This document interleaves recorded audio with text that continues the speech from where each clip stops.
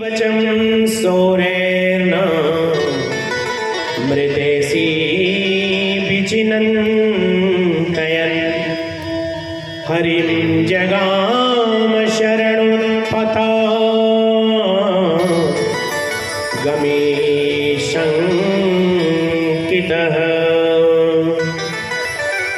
इस प्रकार से सुखदेव जी बोलते हैं कि हे राजन, नंद जी को इतना आनंद हुआ जब गए वहां पे अपकल रूप को देखा कन्हैया के, तो आनंद हो गया। और आनंद होते ही वहां से पूरे नगर के लोग आ गए। उसी रात्रि में सुनंद, ब्रजनंद, उपनंद ने पूछा कि भैया क्या करना है। बोले सबसे पहले ब्राह्मणों को बुलाओ। ब्राह्मण देवता बुलाए गए, सारे आचार्य नगर के आ गए और सभी देवताओं ने सुंदर स्वस्ति वाचन किया। ओम स्वस्ति न इंद्रो बृहस्रवाः स्वस्ति नः पूषा विश्ववेदाः स्वस्ति न सारथो अरिष्टनेमिः। पूरे स्वस्ति वाचन को किया और स्वस्ति वाचन को सभी लोगों ने श्रवण किया। उसके बाद सभी लोगों को, सभी ब्राह्मणों को एक स्वर्ण का बड़ा बड़ा थाल, उस थाल में तिल और तिल के ऊपर हीरे, मोती, जवाहरात, रत्न इत्यादि पूरा बढ़िया से जड़ जड़ के और सुंदर सजा सजा के ब्राह्मणों को दान दिया। इतना नहीं, लाखों गौ का दान किया। और मानो कि जितने भी नगरवासी थे सब आ गए और सभी में यही हो गया कि सभी आज बड़े भाव से कहते हैं, चलो देख आवे नंद घर लाला हुआ, चलो देख आवे नंद घर लाला हुआ। बड़े प्रेम से गाएंगे, नंद घर लाला हुआ, चलो देख आवे नंद घर लाला हुआ, देख आवे नंद घर।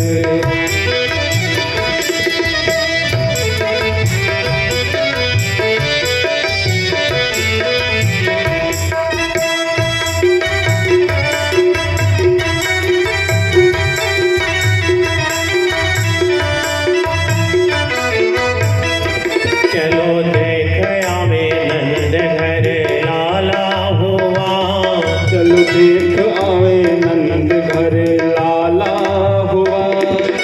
यदुवंश के कुल का उजाला हुआ, ये तो यदुवंश के कुल का उजाला हुआ। चलो देख आवे नंद घर लाला हुआ, चलो देख आवे नंद घर लाला हुआ।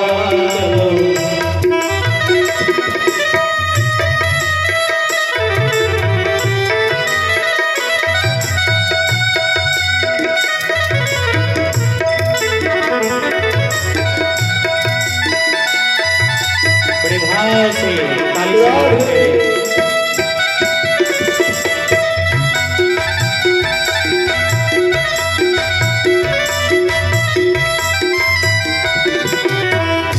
सखी ब्रिज के सब ग्वाल होके दिल में खुशहाल, एक सब ग्वाल बाल होके दिल में खुशहाल। सखी ब्रिज के सब ग्वाल होके दिल में खुशहाल, एक सब ग्वाल बाल होके दिल से खुशहाल। भैया गर्दन पे डाल न दे दे के ताल, भैया गर्दन को डाल न दे।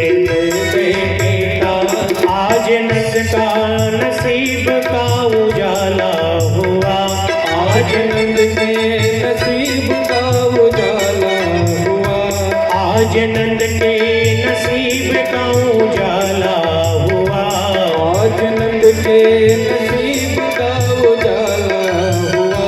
चलो देख आए नंद घर लाला हुआ, चलो देख आए नंद घर लाला हुआ, चलो देख आवे नंद घर।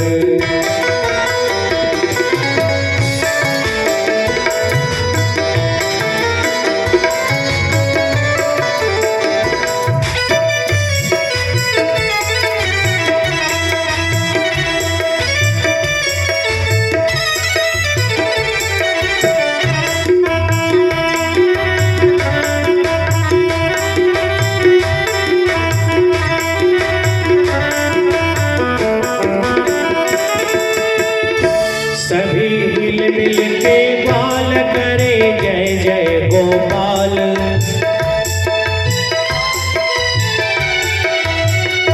सभी हिल मिल के ग्वाल करे जय जय गोपाल। सभी हिल मिल के ग्वाल करे जय जय गोपाल। बाजे शंख घड़ियाल जन्म लिए नंदलाल। बाजे शंख घड़ियाल जन्म लीनो गोपाल।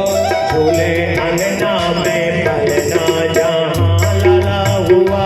झूले पलना में ललना जहाँ लाल हुआ। झूले अंगना में पलना जहाँ लाला हुआ। चलो देख आवे नंद घर लाला हुआ। चलो देख आवे नंद घर।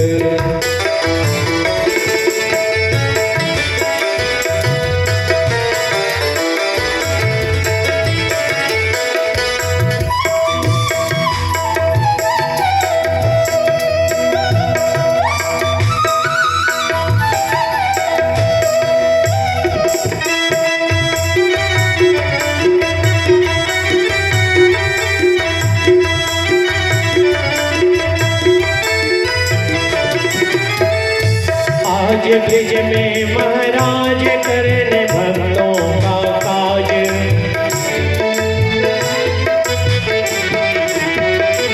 आज ब्रिज में महाराज करने भक्तों का काज। राज करने भक्तों का काज। जुड़ा सारा समाज करो दर्शन सब आज। सारा समाज करो दर्शन तो आज। सुख नैनों को पहुँचाने वाला हुआ। सुख नैनों को पहुँचाने वाला हुआ।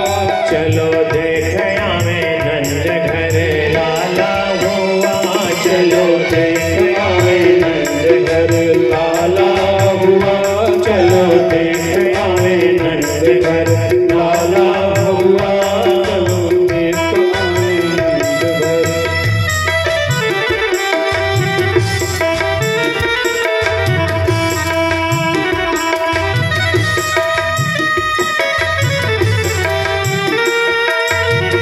आवे नंद घर। बड़े प्रेम से भाव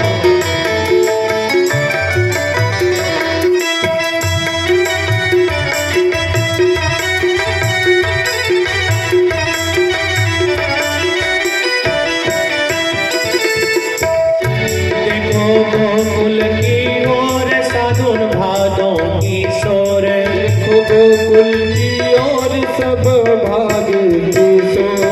देखो गोकुल की ओर सावन भादों की शोर। देखो गोकुल की ओर सबन भागो। बोले पंछी बन भोर मानो बदरी घन घोर। बोलो पंछी बन मोर मानो बदरी घन घोर। दयानंद की बरसाने वाला हुआ। बूंद आनंद की बरसाने वाला हुआ। दयानंद की बरसाने वाला हुआ। बूंद आनंद की बरसाने वाला हुआ। चलो देख आवे नंद घर लाला हुआ। चलो देख आवे नंद घर लाला हुआ। यदो बंसे के कुल का उजाला हुआ। यदु वंश के कुल का उजाला हुआ।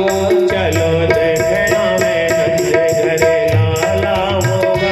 चलो देख आवे नंद घर लाला हुआ। चलो देख आवे नंद घर लाला हुआ। चलो देख आवे नंद घर। देख आवे नंद घर। देख आवे नंद घर। लाला हुआ। सारे नगर में सभी के मन में यही हो गया कि नंद के लाला को देखने चलना है। और सब जब नंद के लाला को देखने गए प्यारे, तो आज आनंद का अनुराग मच गया। और सारे गोप ग्वाल बाल सावन भादो, वैसे महीना भी चल रहा है। हम लोग सबसे उत्तम महीने में जो भगवान कृष्ण जी के सुंदर कथा का श्रवण करने का जो महीना होता है, सर्वोत्तम, भागवत जी में ही लिखा है कि भाद्रपद महीना सर्वोत्तम माना गया है। तो हम लोग भादों के सुंदर इस शुक्ल पक्ष में बैठकर और भगवान की सुंदर इस कथा को श्रवण कर रहे हैं। तो उस समय सारे गोप ग्वाल बाल आ गए और सभी आ गए और सुबह में सारे ब्राह्मणों को दान दिए जाने लगा। तब तक सारी ब्रजंगनाएं छप्पन जो है कि गज की लहंगा पहन के आई। यहाँ तो आज की माताओं को 1, 2, 5 मीटर की साड़ियां नहीं संभल पा रही हैं, वहां पे 56 गज की लहंगा पहन कर आई, 56 गज की फरिया को पहन के आई और पूरा जो है आज ब्रजमंडल ही आनंद का अनुराग हो गया। प्यार आनंद ही आनंद मचा हुआ है। और इतने में ही इधर नारद जी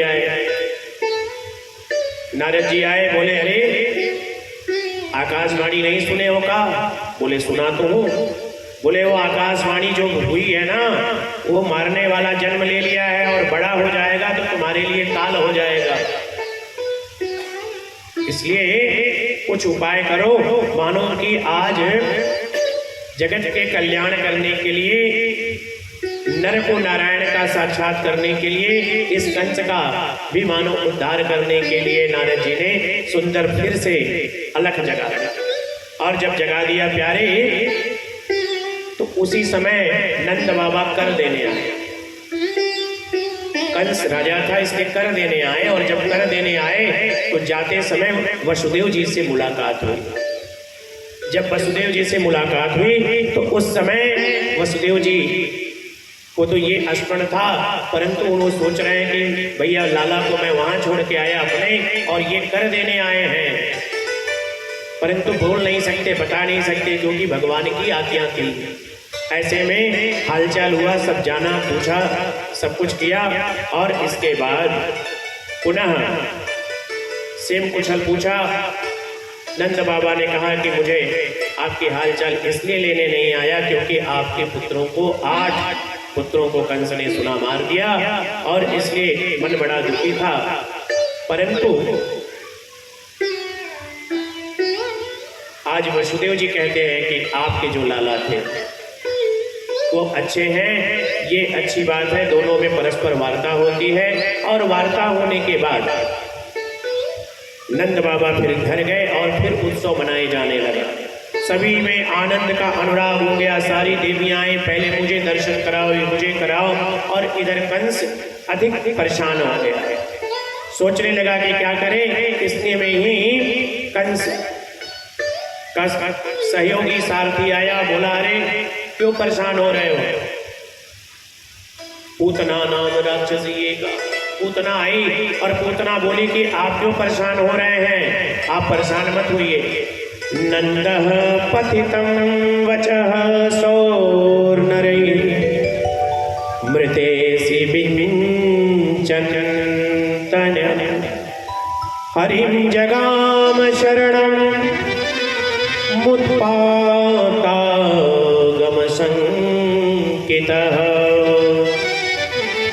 नंद बाबा की वार्ता के बाद इधर पूतना ने कहा कि मैं तुरंत, मुझे ये वरदान है कि मैं किसी रूप में भी आ सकती हूँ, मैं राक्षसी भी बन सकती हूँ और लक्ष्मी की भी तरह बन सकती हूँ। मानो ये माताओं को पूतना कहती है कि स्त्री के रूप अनेक हैं, इस रूप से क्या फल मिलता है, इस कथा से आपको जानना चाहिए, ये ध्यान रखना प्यारा। तो पूतना सुंदर त्रिपुर सुंदरी का रूप धारण कर लिया और ऐसा रूप धारण किया कि जिस रूप को माधुर्य को देखकर सारे गोप ग्वाल बाल, सारे नंद सुनंद ब्रजनंद पूछे तक भी नहीं कि देवी कहाँ से आ रही हो। इस राज्य में इस तरह की सुंदर कोई स्त्री ही नहीं थी, परंतु उस उसको पूछे नहीं और सीधे वो आंगन में चली गई जहाँ पे कि नंद उत्सव मनाया जा रहा था। आज की माताएं स्वयं अपने बच्चे को भी दूध पिलाने में असमर्थ हैं, लेकिन उस समय की माताएं एक दूसरे तीसरे चौथे बच्चे को भी दूध पिलाकर पालन पोषण किया करती थी। तो सारी माताएं अपने पुत्रवत स्नेह को भगवान कृष्ण को अर्पण करा रही थी। इतने में ही ये पूतना त्रिपुर सुंदरी बन के गई, और जब सुंदरी बन के गई प्यारे तो मातृत्व भाव लेकर गए, और उस मातृत्व भाव को जब लेकर गई तो ऐसे में आज जानी नहीं जसोदा मैया ने जैसे ही मांगी वैसे ही दे दिया, और जब देने लगी तभी कन्हैया ने अपने नेत्र को बंद कर लिए, और जब नेत्र बंद कर लिए तो गोविंदे लभते रति। आज भगवान की ऐसी लीला हुई कि जब नेत्र बंद कर ली तो मानो कि भगवान, राजा परीक्षित ने प्रश्न किया कि प्रभु ये नेत्र क्यों बंद कर ली गुरुदेव प्रभु? बोले ये नेत्र इसलिए बंद कर ली, बड़ी सुंदर बात। बोले कि पहले भगवान ने इसलिए नेत्र बंद कर लिया कि अगर मेरा नेत्र खुला रहा तो ये इसको अगर मैं अपने नेत्रों से देख लूंगा तो मैं माता कुमाता न भवती, और ऐसे में ये माता कुमाता के रूप में आई है, अर्थात ऐसे माता को मैं देखना स्वीकार नहीं करता। पहला भाव। दूसरा भाव कि अगर कहीं मैंने नेत्रों से देख लिया तो प्रेम हो जाएगा, मातृत्व प्रेम हमारी जग जाएगी, तो मैं इनको मार नहीं सकता।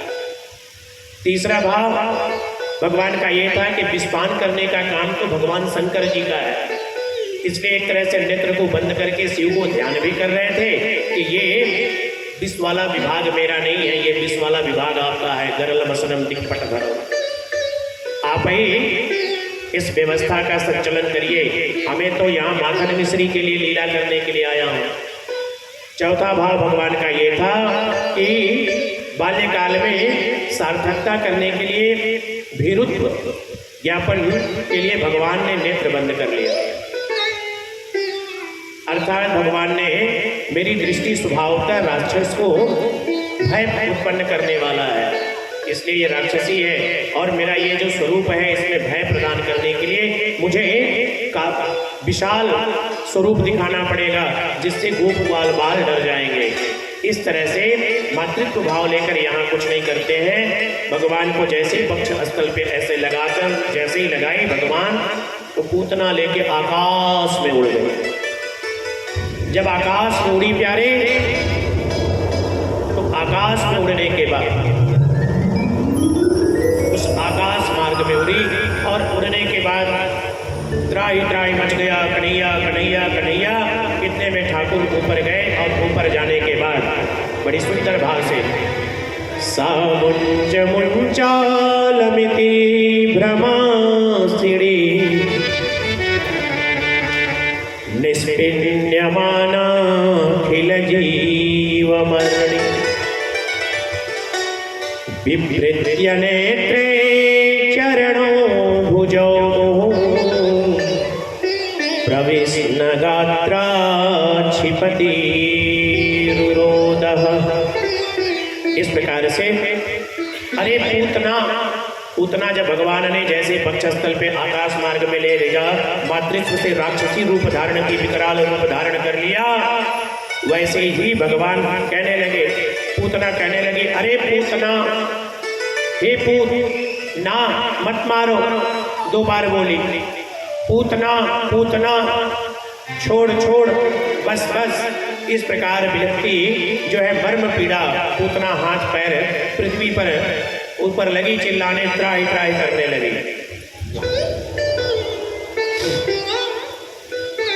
जब चिल्लाने लगी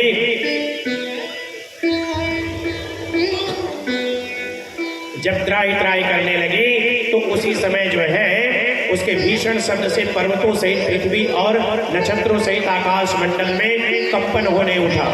पाताल और दिशाएं भी गूंज उठी। गोप और गोपियां मूर्छित होकर पृथ्वी पर गिरने पड़ने लगे।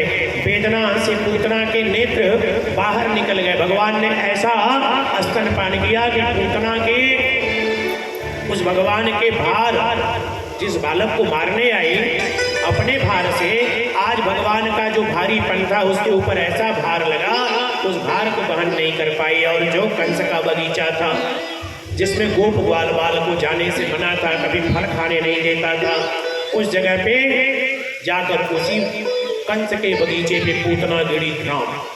और उस बगीचे में आंबर, पीपर, बाकड़, गुलर, जितने भी औषधि युक्त, वनस्पति युक्त फलदार वृक्ष होते हैं, उसमें सारे वृक्ष पे उसी में गिरी। और जैसे गिरी भगवान ठाकुर उसके वक्ष स्थल पे खूब आनंद पूर्वक खेल रहे थे, आनंद खेल रहे थे और आनंद का अनुराग कर रहे थे।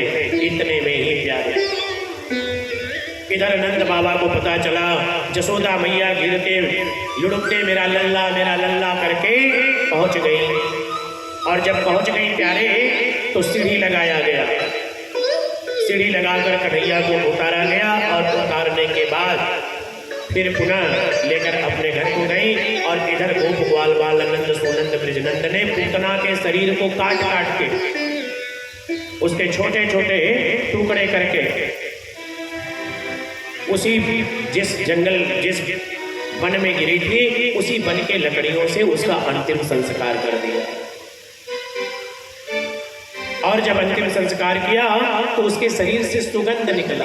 राजा परीक्षित ने कहा, प्रभु ऐसा कौन सा पुण्य थी, कोई साधारण व्यक्ति मरता है तो उसके शरीर से दुर्गंध निकलता है, और ये तो राक्षसी थी, इसके मरने के बाद इसके शरीर से सुगंध निकल रहा है, ये कैसी विडंबना, ये कैसा लीला, प्रभु इसको बताने की कृपा करें। तब बोले कि ये पूतना के पूर्व जन्म की गाथा बता रहे हैं। यह पूतना पूर्व जन्म में राजा बलि रत्नमाला नामक राजा बलि की रत्नमाला नामक कन्या थी। जिस समय राजा बलि वामन भगवान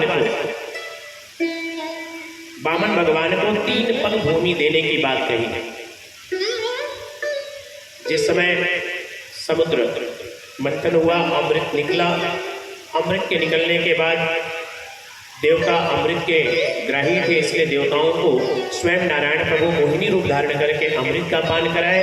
और राक्षसों को चूंकि अहंकारी थे, सुरा और भोग विलास वासना से लिप्त रहते थे, इसलिए उनको जो है मदिरा का पान कराया। ऐसे में एक राक्षस ने अमृत का बूंद पी लिया, जो पृथ्वी पे साक्षात उसका सुदर्शन चक्र से भगवान नारायण प्रभु मोहिनी के रूप में होते हुए भी जैसे ही सड़क को धड़ से अलग किया, पृथ्वी पे गिरा, तो वही पृथ्वी पे लहसुन और प्याज के रूप में है वो राक्षस।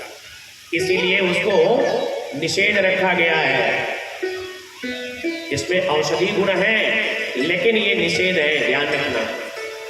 जो भी ब्राह्मण खाता है उसका जो सात्विकता है वो भ्रष्ट हो जाती है। इसमें काम क्रोध लोभ, काम क्रोध की वासना रहती है, खाने से कामत्व प्रकट होता है, और संपूर्ण जो जब तक का संचय है वो क्षीण होता है। तो प्यारे वो उस समय राजा बलि युद्ध किए, और युद्ध में राजा बलि जब परास्त हो गए तो गुरु शुक्राचार्य ने संजीवनी विद्या का प्रयोग करके, जिसको मृत संजीवनी कहा जाता है, उस विद्या का प्रयोग करके राजा बलि को जीवित कर दिया था। जीवित करने के बाद देवताओं को अमृत के बाद भी इतना राजा बलि में बल था कि संपूर्ण देवताओं को, संपूर्ण स्थान को अपने आधिपत्य कर लिया था। त्राही त्राही करते हुए अवस्था में स्वयं कल्याणकर्ण भगवान ने वामन रूप में अवतार लिया, और अवतार होकर राजा बलि अगर इस महायज्ञ को कर लेता तो संपूर्ण तीनों लोग, चारों भुवन, संपूर्ण जगत में चारों लोग निवन भुवन कृतक भाव नितर्थमम संपूर्ण उसी का हो जाता। ऐसे अवस्था में भगवान ने छोटा सा वामन यानी वामन अंगुल, जिसको आप भावना भी कह सकते हैं, वामन अंगुल के भगवान चले। माँ सरस्वती ने बीड़ा दिया, ऋषियों ने उषा दिया, मृगचर्म दिया, सप्त ऋषियों ने, ब्राह्मणों ने मानव के उनको यज्ञोपवीत धारण कराया। इस प्रकार से सभी देवता देवी देवताओं ने सब कुछ अर्पण किया। और उसके बाद वो बामन के यज्ञ में चलना प्रारंभ कर दिए। और जैसे ही बामन भगवान उस राजा बलि के यज्ञ में पहुंचते हैं, देखा तो कहा कि आज तक तो मेरे राज्य में इस तरह का कोई विद्वान ब्राह्मण आया ही नहीं। भूरी भूरी प्रशंसा करने लगा कि धन्य है परमात्मा, ये बामन अर्थात बटुक ब्राह्मण आए हैं, इनकी सेवा करते जाकर बोलते तो बटुक ब्राह्मणों की भाषा बड़ी सुंदर होती है, जाकर मानो कि स्नेह बस खिजलाने के लिए या प्रेमास्पद छोटे से बामन अंगुल के थे, बहुत देखने में सुंदर थे। ऐसी अवस्था में जब गए तो राजा बलि जाकर बोला कि आप मेरे राज्य मेरे यज्ञ में आए हैं, जो भी आपको चाहिए मुझसे मांग लें, मुझसे मांग लें। ऐसा जब कहे तो बोले कि मुझे कुछ नहीं चाहिए। मनुष्य के जीवन में 3 पग, आप अपने पैर से 3 पैर फैला लेना, उससे ज़्यादा चौथे पैर जीवन के जीने के लिए नहीं चाहता है। तो मुझे 3 पग, सोचे कि ये छोटा बालक है, इनकी बुद्धि भी छोटी है, इसलिए इनके अंदर लोभ नहीं है, इनके अंदर लोभ नहीं है। ऐसी अवस्था में बामन भगवान से बोले ठीक है 3 पग ही, आज बलि कहता है कि 3 पग ही भूमि आप ले लो। संकल्प के लिए जैसे ही हाथ बढ़ाया, गुरु शुक्राचार्य दौड़े हुए आ गए। शुक्राचार्य आ गए, अरे अरे मती पगला गई है क्या? ये जो तुम 3 पग की भूमि देने चाहते हो दान में, ये कोई और नहीं, ये स्वयं नारायण ही नर के रूप में बटुक बनकर आए हैं तुम्हारे इस यज्ञ को विध्वंस करने। राजा बलि ने कहा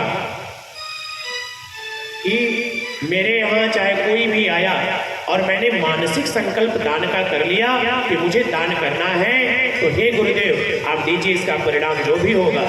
मैं जान कर भी उसने दान की प्रतिज्ञा को पूर्ण करने के लिए जैसे ही हाथ बढ़ाया, शुक्राचार्य पुरोहित होने के कारण जाके कमंडलू के टोटी में घुस गए, और कमंडलू के टोटी में घुस गए। उनका पहले से उसमें जब घुसे तो दोनों आंखों से तो ताक नहीं सकते, तो एक आंखों से ताकने लगे कि कहीं एक बूंद भी जल गिर न जाए। तो जो सब ऋषियों ने कूसा दिया था, बामन भगवान ने एक कूसा निकाला, बोले लो लग रहा है टोटी में कुछ फंस गया, इसको साफ कर लो। और जैसे ही कूसा को डाला, कूसा जानते ही हो अभी कुसुम पाटनी था ना, कूसा उखाड़ने का तिथि था, तो जैसे ही कूसा डाला और वो कूसा आंख में गया और आंख फूट गया। तो धर्मशास्त्र में लिखा गया है कि जो भी दान देने से धर्म करने वाले को रोकता है, उसका आंख फूट जाता है, और इस जन्म में नहीं फूटा तो अगले जन्म में निश्चित अंधा होगा। ये बात मैं नहीं, भागवत जी में लिखा गया। आंख जैसे ही फूटा निकला, इसीलिए गुरु शुक्राचार्य जी के लिए कहा गया, शुक्र जो है उनका विवेक करना पड़ता है। 3 नेत्र खड बदन है, 2 मुँह जिह्वाए तो नार न सन्मुख आवहीं, पंडित करे विवेक। 3 नेत्र, 3 नैन किसका? शुक्राचार्य जी का जो सवारी होता है ना, वो मेढक है। 2 मेढक का आंख, एक शुक्राचार्य जी का तो फूट गया तो एक ही बचा। 3 नेत्र, 6 पैर, 4 मेघे के और 1 शुक्राचार्य जी। 3 नेत्र खड पदन है, 2 शुक्राचार्य, 4 उनके सवारी वाहन मेढक का, 6 पैर है, 2 मुंह, 2 मुंह है लेकिन जीभ एक ही है। केवल शुक्राचार्य जी को जीभ है, मेढक को जीभ नहीं होता, तंत्राओं से वो बोलता है। ये ध्यान रखना, जो साइंस के स्टूडेंट हैं उनको पता है। नार न सन्मुख आवहीं, ज्योतिष में जब शुक्र अस्त होते हैं तो नारी सन्मुख नहीं आती, उस समय दोष माना जाता है, इसलिए ज्योतिष का ये विधान है। तो वही शुक्राचार्य जब आंख फूटा तो निकले, और निकलने के बाद चल दिए, और जब चल दिए प्यारे तो चलते ही जाते समय बोले जाओ, तुम्हारा चाहे सर्वस्व नष्ट हो जाए, हमको कोई मतलब नहीं है। और जैसे ही गुरु का एक तरह से अपमान कह लो, या गुरु के द्वारा उनके नेत्र फूटने के बाद अपने शिष्य का परित्याग कह लो। ऐसी अवस्था में वो रुष्ट होके जैसे ही गए, कमंडलू से जल गिरा और संकल्प किया और 3 पग भूमि दान में जैसे ही दिए और संकल्प पूर्ण हुआ। संकल्प पूर्ण होने के बाद चल दिए, संकल्प लिए और संकल्प को लेते ही भगवान ने जो वामन रूप में थे विकराल रूप धारण कर लिए। और विकराल रूप धारण किए तो जिस समय भगवान वामन रूप में आए थे, ये रत्नमाला नामक जो कन्या थी उसको बड़ा आनंद हुआ था कि बाबा ये काश हमारे पुत्र होते तो मैं इनको स्तनपान कराती, इनको लाड करती, प्यार करती। लेकिन जब विकराल रूप लिए और पिता को कष्ट होने लगा, उसको लगा कि ये तो कोई और है, तो उस समय कहती कि अगर ये पहले ही मेरे पुत्र, इसको मैं पा गई होती तो अपने स्तन में विष लगाकर, जहर लगाकर इसको मार देती। वही भगवान ने उसी समय कहा कि तुम्हारी जो मन की मनसा है उसको इस जन्म में तो हे देवी नहीं पूर्ण करूंगा, लेकिन जब कृष्ण जन्म लेकर आऊंगा, बाल लीला करने हेतु आऊंगा, तो उस समय ये भी मनोरथ आपका पूर्ण कर दूंगा। इसके प्यारे, कभी भी किसी माता को किसी अवस्था में अपशब्द का प्रयोग नहीं करना चाहिए, चाहे वो जितना भी उनके ऊपर गृहस्थी का कार्य का भार हो।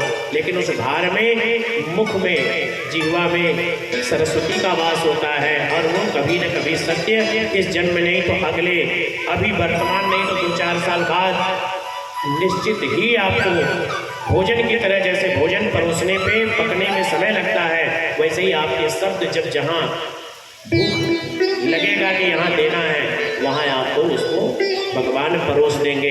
इसलिए ऐसा कदाचित किसी स्त्री या पुरुष को कभी भी मिथ्या भाषण नहीं करना चाहिए। वही रत्नमाला नामक कन्या बताते हुए कहते हैं राजा परीक्षित से सुखदेव जी महाराज कि वही रत्नमाला नामक कन्या को दूध पीकर उसके इस मनोरथ को भी भगवान ने पूर्ण किया। और जब यह बात कंस को पता चला, इधर गोप ग्वाल बाल वापस आए और पुनः आनंद पूर्वक फिर से अनुराग हो गया और पुनः नंद उत्सव फिर मनाए जाने लगा। इतने में ये सूचना कंस को मिल गई। कंस सोचने लगा कि अरे राम राम, इतनी बलशाली थी, उसको भी मार दिया, अर्थात ये तो पक्का हो गया कि वो मुझे मारने वाला उसी गांव में है, नंद के भवन में ही है। इस प्रकार से एक संस्कार होता है अंग परिवर्तन। भगवान अपने से बालक बच्चा पैदा होता तो सीधा फिर उसको अंग परिवर्तन कराया जाता है, उसको थोड़ी सी करवट कराया जाता है, तो करवट का उत्सव था।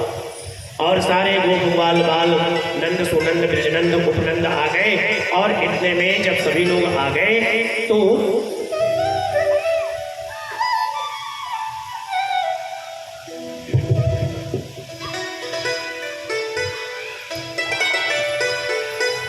इस समय अपने खास करके काशी क्षेत्र में डेंगू का बीमारी बहुत तेजी से फैला है, ध्यान रखना। तो आप लोग रात से ज़्यादा जरूरी है दिन में मॉर्टिन जला के रहें, या जो भी मच्छर से बचने का उपाय है। इसलिए जितने भी जगह पानी इत्यादि लगने का जगह हो वहाँ पे गमोक्सिन पाउडर, चूना इत्यादि ये सब चीज़ें फेंकवा दें, जहाँ भी कहीं भी पानी न रहे, क्योंकि ये अत्यधिक बीमारी दे रहा है और लंबे समय तक अस्वस्थ कर रहा है। इसलिए बताना पड़ा कि एक मच्छर अभी अभी नाक में प्रवेश किया और बताया कि सबको बता दीजिए, क्योंकि कथा में जो लोग आए हैं उनको डेंगू नहीं होगा। प्रेम से बोलो राधे राधे। लेकिन सावधानी जरूरी है। जान के जो संग्रह करें उमा कहे वो कस नहीं मरें। तो जान के अगर संग्रह करेगा मनुष्य तो अवश्य कष्ट होगा। इसलिए इसका मच्छर दिन में काटता है, इसलिए आप लोग दिन के मच्छर से बचना है। और दिन का मच्छर कहीं भी साफ पानियों में पनपता है, टायर, घर में रखे हुए नारियल के खोखे इत्यादि कहीं भी पनप सकता है, इसलिए कहीं भी पानी न लगे, इसका ध्यान रखें। तो प्यारे निवेदन कर रहे थे कि अंग परिवर्तन जब हो रहा था तो उसी समय कंस ने बिना देह का एक उसके पास अस्त्र था, राक्षस था, वो था सकटासुर को भेज दिया। और इधर मैया ने क्या किया कि सुंदर मंगल चरित्र भगवान का गुणगान हो रहा था, उत्सव मनाए जा रहे थे। सबने कहा अरे राम राम, ये कौन था जो लेके गया। और ज्यादा भीड़ लग गई थी, क्योंकि पूतना को भगवान, ये किसी को पता नहीं था कि ये भगवान है, इन्होंने ही मारा। वो लगा कि ये लेके गई, फिर किसी दैविक आपदा के कारण गिर गई, मर गई, उसको फिर ले आए। लेकिन लाने के बाद पुनः इधर जब सकटासुर को भेजा तो सकट तोड़ भाजन पकट, बहे दूध की धार, मंद मंद मुस्काए रहे प्रभु सकटासुर को मार। भगवान ने क्या किया कि इधर मैया ने अपने गृहस्थी के कार्य को संभालने के लिए कन्हैया को नीचे, सकट माने बैलगाड़ी होता, बैलगाड़ी के नीचे सुला दी और अपने जाके काम में व्यस्त हो गए। सभी आने जाने वालों को उनकी सेवा स्वागत करने लगी और इधर बैलगाड़ी के नीचे कन्हैया बड़े देर तक रोते रहे।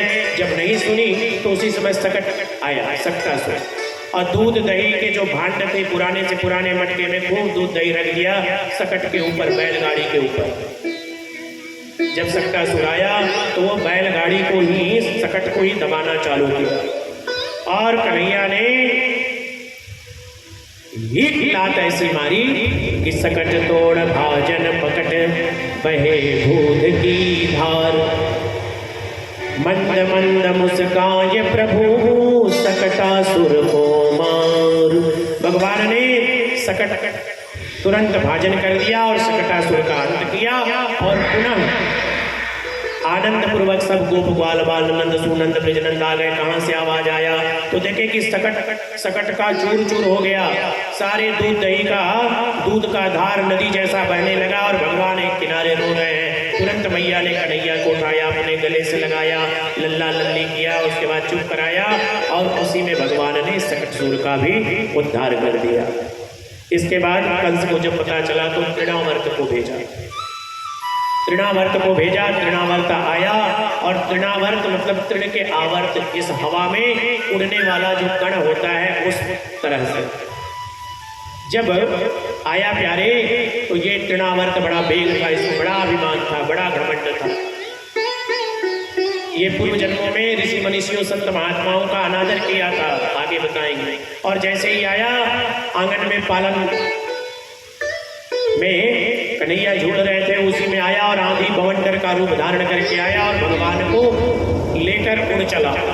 और जब उड़ चला तो भगवान ने अपने आप को उस तृणावर्त के वेग का कई हजार गुना ज्यादा वेग कर दिया, जो बवंडर के वेग में भी रहने वाले का संपूर्ण शरीर चूर चूर होके तृण तृण होकर इस संपूर्ण प्रकृति में समाप्त हो गया। और भगवान पुनः जो है पृथ्वी पे आके फिर एक जगह रोने लगे कि हाँ करने लगे। इतने में कंस को बात ये भी पता चल गई, लेकिन राजा परीक्षित ने पूछा कि प्रभु ये सकटासुर और तृणावर्त कौन था। वात देय हस्तुते, वात दे हस्तुते भूया व्यतिते चाक्षुषान्तरे, वैवस्वतान्तरे मुक्ति भर्मिता च पदाहरि। गर्ग संहिता के गौखंड में 14वें अध्याय का 23वां श्लोक है। ये जो तृणावर्त था, जो तृण के रूप में आया था, ये पांडेय देश का प्रभावशाली राजा सहस्त्राक्ष था। एक समय वह गंधमादन पर्वत पर स्त्रियों के साथ विहार कर रहा था। उसी समय देवयोग बस महाक्रोधी दुर्वासा मुनि जा रहे थे और दुर्वासा मुनि जब जा रहे थे तो अभ्युत्थान प्रणाम दुर्वासा मुनि का नहीं किया और उन्मत्ता या उचित सत्कार नहीं किया और क्रुद्ध होकर दुर्वासा ने श्राप दे दिया कि तू असुर हो जा, असुर योनि में पहुंच जा। तो जाके चरणों में गिर गया और प्रार्थना किया, करने लगा कि हे मुनि, कहाँ मेरा कल्याण हो, ऐसा करिए। तब मुनि ने कहा कि द्वापर में भगवान तेरा उद्धार करेंगे। क्या कहते हैं कि दृष्टवाम चुपो कनिपति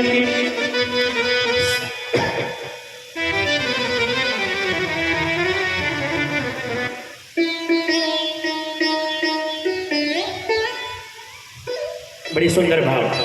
दृष्ट्वां सुकोपनिपतिं ससापं स्फुरिताधरः असुरो भव पापिष्टं योगाद् भ्रष्टो भुवं ब्रजः। अर्थात तुम्हारा जिस समय भगवान आएंगे, द्वापर में भगवान तेरा उद्धार करेंगे और यही कन्हैया जन्म लेकर इसका तृणावर्त रूप में इसका कल्याण किए प्यारे। ये जो है सकटासुर कौन था? तृणावर्त तो बता दिया।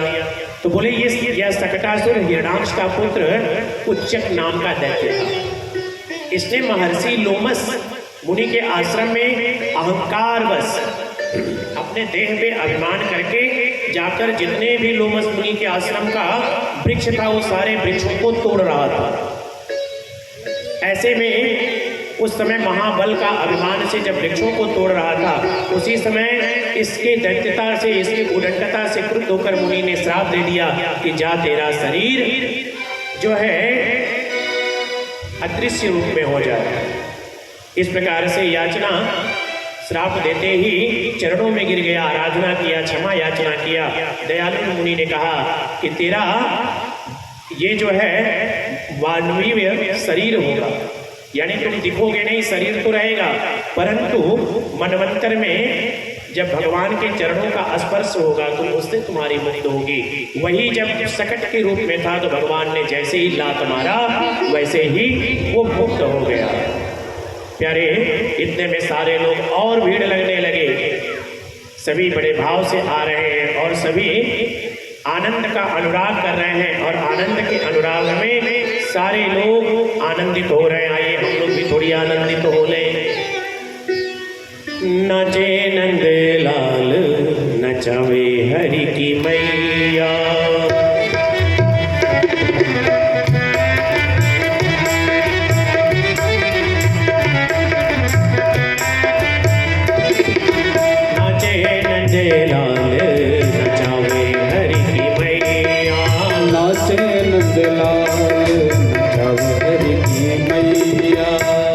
मथुरा में हरि जन्म लियो रे कन्हैया, मथुरा में हरि जन्म लियो रे कन्हैया, नाचे नंद लाल नचावे हरि की मैया, नाचे नंद लाल नचावे हरि की मैया।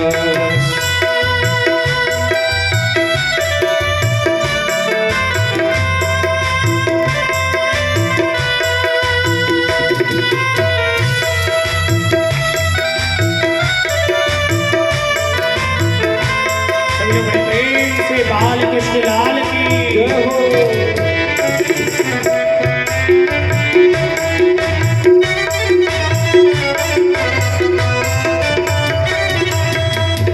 रोनुक झुनुक पगनि पुर बाजे, रुनुक झुनुक पग घुंघरू बाजे, निपुर बाजे रे निपुर बाजे, निपुर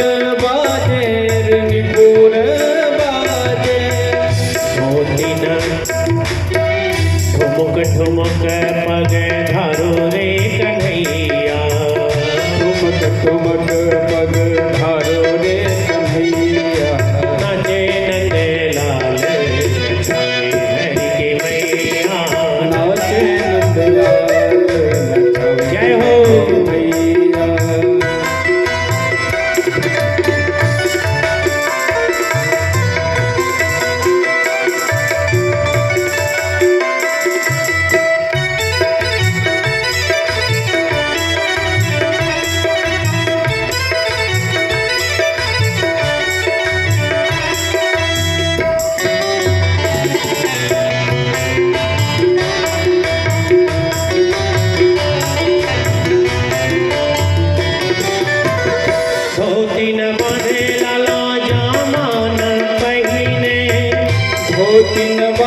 लाला जामा न पहिरे जामन पहिने लाला जामान पहिने जामन पहिरे लाला जामा न पहिरे पीतांबर को रे पहनैया पीतांबर को बढ़ावे भरमुआ पीतांबर को रे पहनैया पीतांबर को बढ़ोरे भरैया साला न ओढ़े दुसाला न ओढ़े सालन ओढ़े दुसाला न ओढ़े काली कमरिया को बड़ा रे ओढ़ैया काली कमरिया को बढ़ोरे ओढ़ैया नाचे नंदे लाल नचावे करी की मैया नाचे नंदे लाल चौधरी की मैया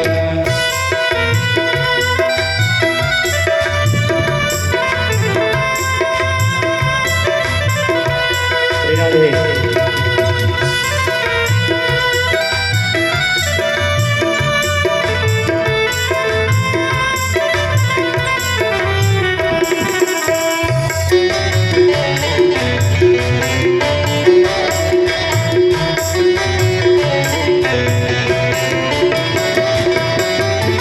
दूध न भावे अपो दहियो न भावे दूध न भावे अब तो दहियो न भावे दूध न भावे अपो दहियो न भावे दूध न भावे अब तो दहियो न भावे माखन मिश्री को बड़ा रे भैया माखन मिश्री को बढ़े भैया मिलन खेले खिलौना न खेले खिलौना खेलन खेले खिलौना न खेले खिलौना बंसी को लाल बड़ा रे बजैया बंसी को लाल बड़ा रे बजैया टोपी न पहने न जो पान पहने टोपी न पहिरे जूता न पहिरे टोपी न पहने लाला बेटा न पहने टोपी न पहिरे लाला फेटा न पहिरे मोर मुकुट के